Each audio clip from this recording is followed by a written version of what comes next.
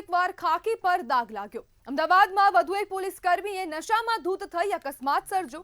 Vishala circle નજીક 17 સપ્ટેમ્બરની રાત્રે એક ગંભીર અકસ્માત સર્જાયો હતો, જેમાં પૂર ઝડપે આવી રહેલી કાર હવે અકસ્માત સર્જ્યો હતો અને તે રિક્ષાને અથડાઈ ગઈ હતી। આ ટક્કર એટલી ભયાનક હતી કે રિક્ષા પલટી ગઈ અને ચાલક બેભાન થઈ ગયો હતો। અકસ્માત બાદ ઘટના સ્થળે નશામાં ધૂત હાલતમાં મળેલા કાર ચાલકને લોકોએ પકડીને પોલીસને સોંપી દીધો હતો। ચોંકાવનારી વાત તો એ છે કે કાર ચલાવતો આરોપી કોઈ સામાન્ય શખ્સ નહીં, પરંતુ પોલીસ કર્મી પ્રકાશ રબારી હોવાનું સામે આવ્યું છે, જે વટવા પોલીસ સ્ટેશનમાં ફરજ બજાવે છે। અકસ્માત બાદ પોલીસ કર્મીની કારમાં તપાસ કરતા બિયરની બોટલ, પોલીસની વર્દી અને નંબર પ્લેટ પણ મળી આવ્યા હતા। સ્થાનિક લોકોએ દારૂ પીધાની આશંકા વ્યક્ત કરી છે। આ ઘટના બાદ ગંભીર ઇજાગ્રસ્ત રિક્ષા ચાલકને તાત્કાલિક સિવિલ હોસ્પિટલ ખાતે ખસેડાયો છે, જ્યારે હાલ તપાસ ચાલુ છે। પરંતુ જો કાયદાના રક્ષક જ કાયદાનું ઉલ્લંઘન કરતા દેખાય તો લોકોએ પોતાની સુરક્ષાની અપેક્ષા કોની પાસે રાખવી?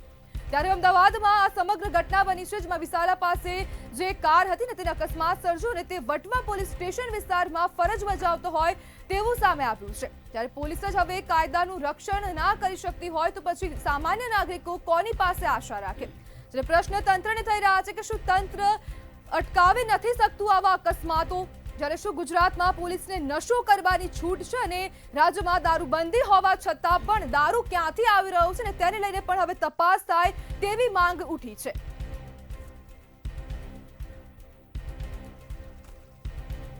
ત્યારે આપણી સાથે સિનિયર એડવોકેટ નવીન પંચાલ જોડાઈ ગયા છે। નવીનભાઈ, કાયદો તોડનાર પોલીસ કર્મી સામે કાયદો કેટલો કડક?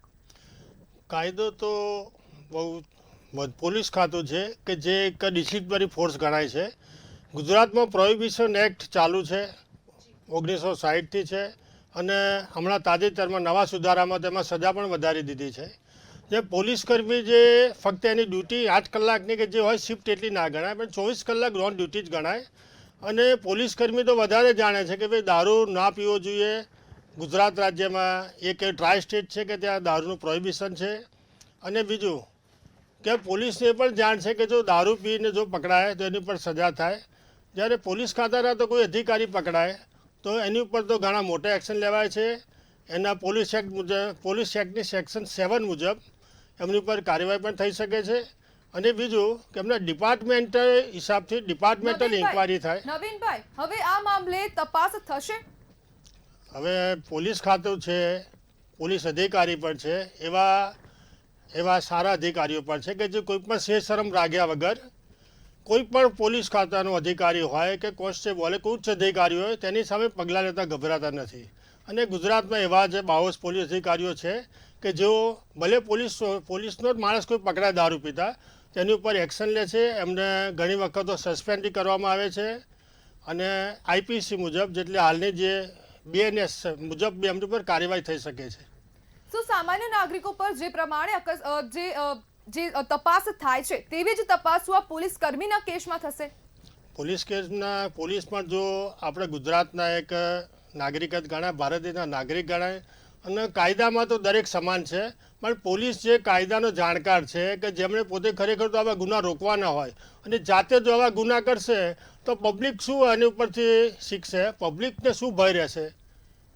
અને પોલીસ ખાતા ઉપર તો કડક કાર્યવાહી કરવી જોઈએ। નવીનભાઈ, જો સિસ્ટમમાં હોવું દરેક વસ્તુની છૂટ આપે છે?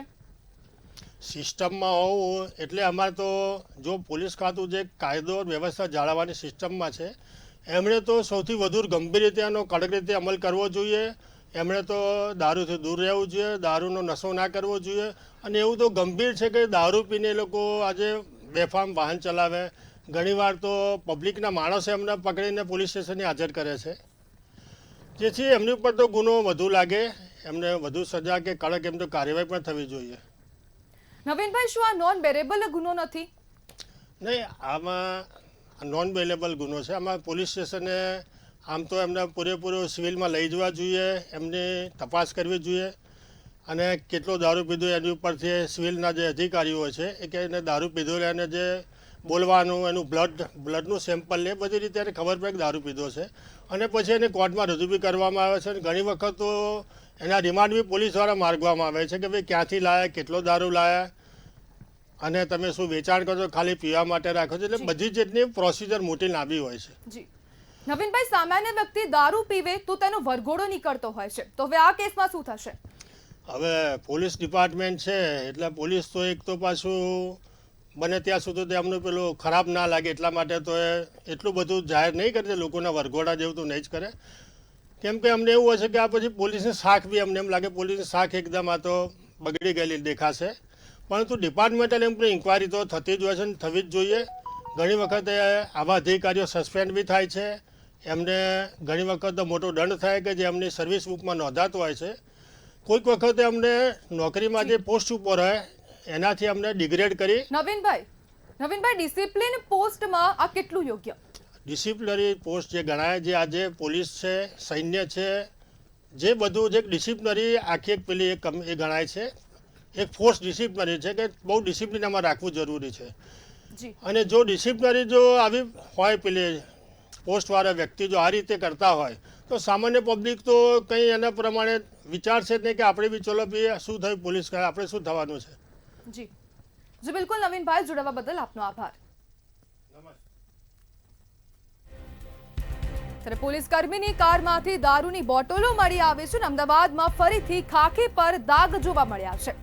17 સપ્ટેમ્બરની રાત્રે આ સમગ્ર ઘટના બની હતી ને તે બાદ હવે પોલીસ દ્વારા પણ તપાસ શરૂ કરી દેવામાં આવી છે અને જે પણ માહિતી છે તે એકત્ર કરવામાં આવી રહી છે અને આ જે પોલીસ કર્મી છે તેની પર કાયદેસરની કાર્યવાહી હાથ ધરવા માટે પણ પગલાં લેવામાં આવી રહ્યા છે.